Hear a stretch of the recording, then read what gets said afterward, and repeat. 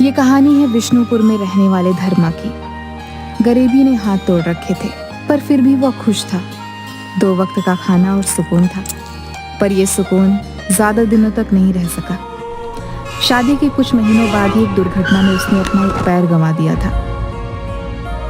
पैसे ना होने की वजह से वो अपना इलाज भी नहीं करवा पा रहा था। आज तो खाने का एक दाना भी नहीं है, तुम तो कुछ कमा नहीं पाओगे। मैंने एक जगह काम की बात की है, आज से मैं रोज काम पर जाऊंगी। तुम कम से कम घर के छोटे मोटे काम कर लेना।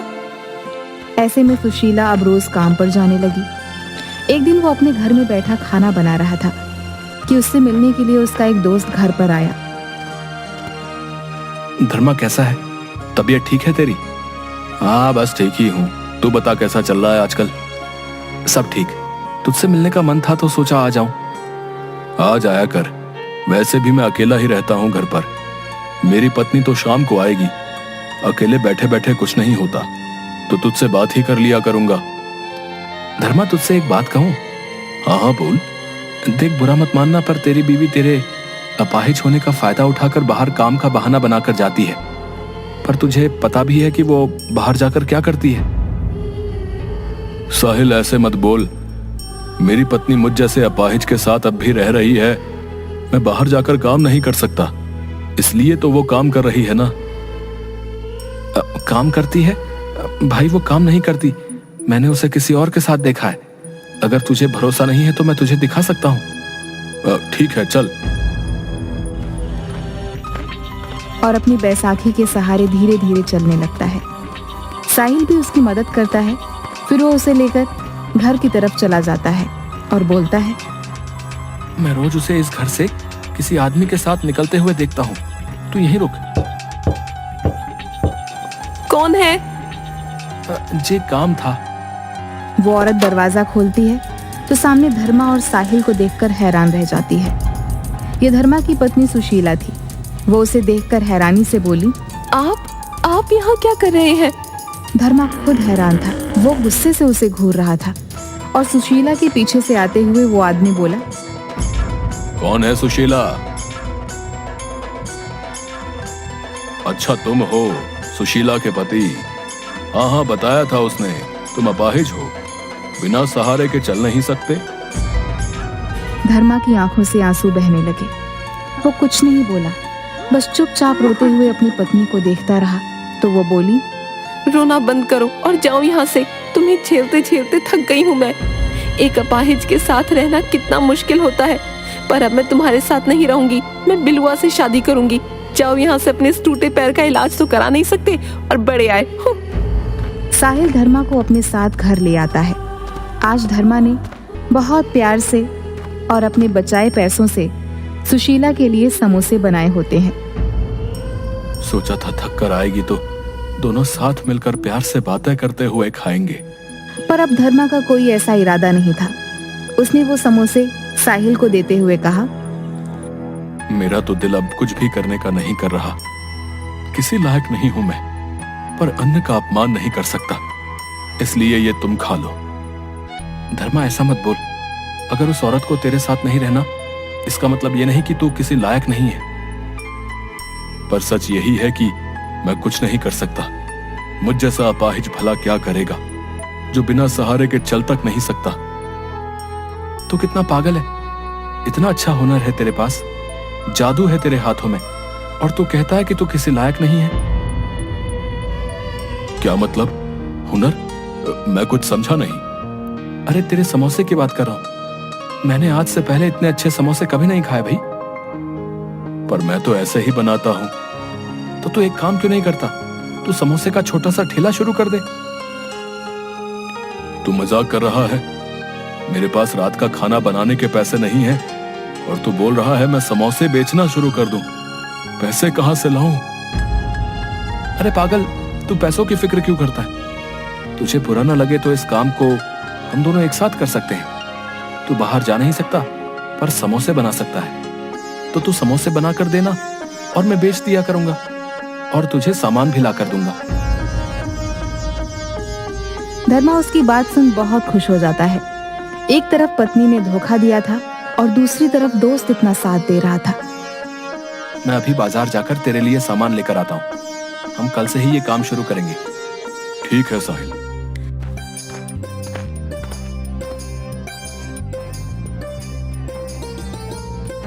साहिल मार्केट से सामान ले आता है और अगले दिन धर्मा सुबह सुबह 100 समोसे तैयार कर देता है। साहिल उन समोसों को बेचने के लिए निकल जाता है।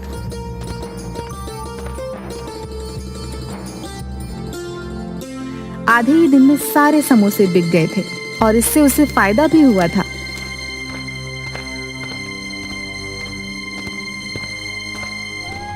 तू बहुत अच्छा दोस्त है रे। मैं तेरा एहसान कभी नहीं भूलूंगा। एहसान कैसा? इसमें मेरा भी तो फायदा है। दोनों दोस्त एक दूसरे को गले लगा लेते हैं। देखते ही देखते कुछ दिनों में पूरे गांव में उनके समोसे फेमस हो जाते हैं। एक दिन बिलवा के घर पे, सुनिए जी, मुझे 10,000 रुपये दो, मुझे जरूरत है।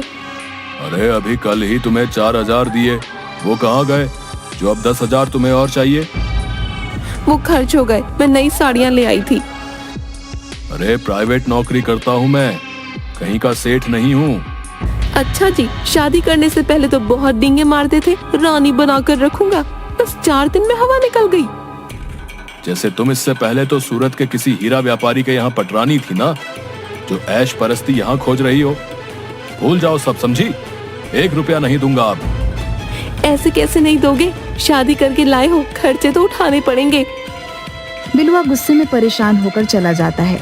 उसके बाद आए दिन सुशीला और बिलवा की लड़ाई होने लगती है। बिलवा को शराब पीने की आदत थी। एक दिन बिलवा शराब पीकर, इसकी पत्नी ने इसे आबाद कर दिया और मुझे बर्बाद। आज मुझे इसकी वजह से ये दारू की लत लग गई है। इसको तो सबक सिखा के रहूंगा। तभी अगले दिन जब साहिल समोसे बेचने ठेला लेकर गांव में निकलता है तो बिलवा चुपचाप धर्मा के घर में घुस जाता है। धर्मा कढ़ाई में शाम के वक्त के लिए समोसे तल रहा होता है।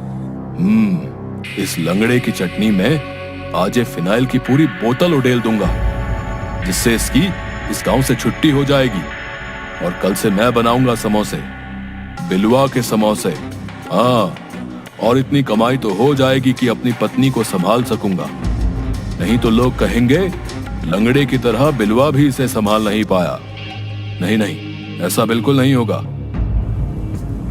इसके बाद मौका पाकर बिलवा झट से फिनाइल की एक बोतल चटनी में मिला देता है। शाम के वक्त साहिल घर आता है। अरे दोस्त, समोसे और चटनी तैयार है ना? आज तो सारा माल दोपहर में ही लग गया। हाँ हाँ, सब तैयार है। लो भाई, रखो सब ठेले पे।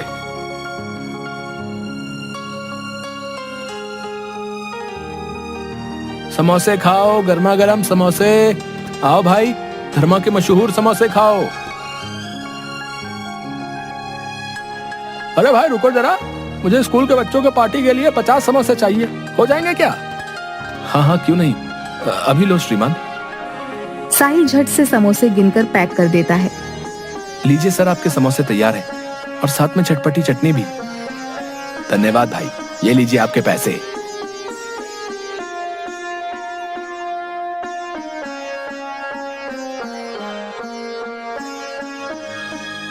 अरे धर्मा भाई, आज तो सारे समोसे एक स्कूल वाला बच्चों की पार्टी के लिए झट से ले गया।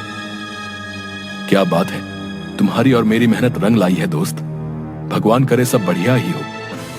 कुछ ही देर में उनके घर पे 2 पुलिस वाले और वही आदमी जो समोसे लेकर गए थे वे लोग आते हैं। यही है वो, पकड़ लो इंस्पेक्टर। इसके समोसे खाने की वजह से सभी बच्चे बीमार पड़ गए। अरे भाई, बात क्या हुई जरा बताओ तो। अरे अपाहिज होने के बावजूद ऐसी हरकतें करते हो तुम लोग, शर्म नहीं आती हैं? छोटे बच्चों को केमिकल वाले समोसे खिला दिए। हमने ऐसा कुछ नहीं किया साहब, जरूर कोई गलत फहमी हुई है। अरे चलो, अब थाने चल के सब गलत फहमी दूर कर देंगे तुम्हारी, चलो। अरे भाई अब बताओ, तुम लोगों ने ऐसा काम क्यों किया? बच्चों की जान के साथ खिलवाड़। साहब हमने ऐसा कुछ नहीं किया, हमारा विश्वास कीजिए। मेरा दोस्त तो अपाहिज है, वो घर से बाहर भी अपनी व्हील चेयर पर जाता है। साहब कुछ दाल में काला जरूर लगता है। धर्मा के समोसे तो इतने स्वादिष्ट और फेमस हैं। वो भला ऐसा काम कर क्यों अपना कारोबार खराब करेंगे? अरे तू बहुत समोसे खाता है रे भाई, हैं? लेकिन तेरी बात में दम तो है वैसे।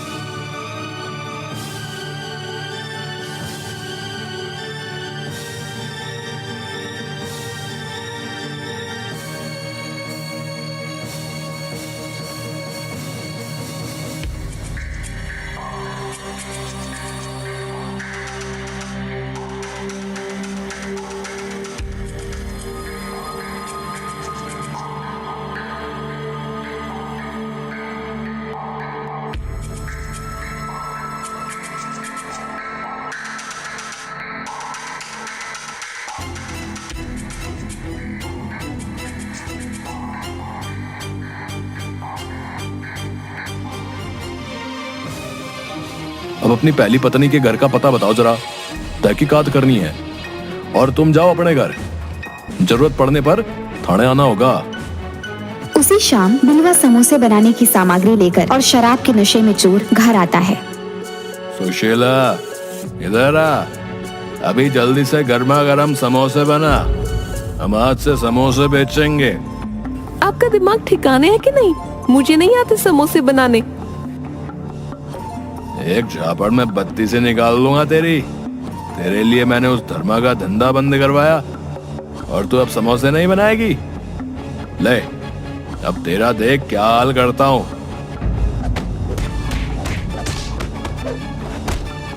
किस्मत से उसी वक्त साहिल धर्मा की व्हील चेयर धकेलता हुआ वहीं से गुजर रहा था। सुशीला धर्मा को रोते हुए कहती है,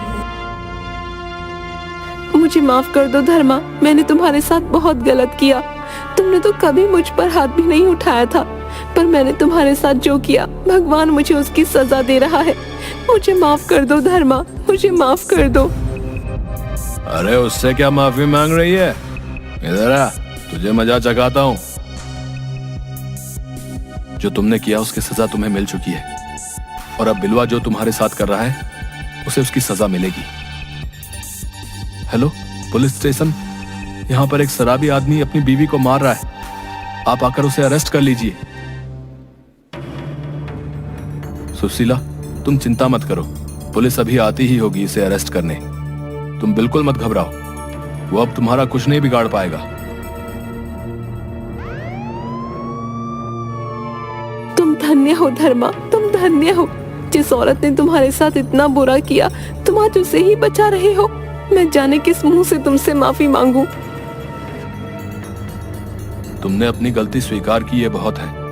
अब रोना बंद करो और जाओ अपनी जिंदगी की नई शुरुआत करो। और हाँ, फिर से कभी किसी का भरोसा मत तोड़ना, क्योंकि हर कोई ये दुख नहीं सहन कर सकता। मैं भगवान से प्रार्थना करूंगी कि तुम हमेशा खुश रहो। साहिब, धर्मा और साहिल भैया बेकसूर है। ये सब किया धरा बिलुआ का है। बिलुआ ने ही फिनाइल चटनी में मिलाया था। अबे ले चलो इस झूलेलाल को थाने में, इसकी सारी हेकड़ी निकालते हैं। और धर्मा और साहिल भाई, आप लोगों को जो तकलीफ हुई उसके लिए माफी। चलो भाई। अब धर्मा की जिंदगी में सब कुछ ठीक हो चुका था। उसकी समोसे बेचने से की गई शुरुआत अब ऊंचाई छू चुकी थी। उसे लोगों ने अब एक नाम भी दे दिया था, धर्मा समोसे वाला।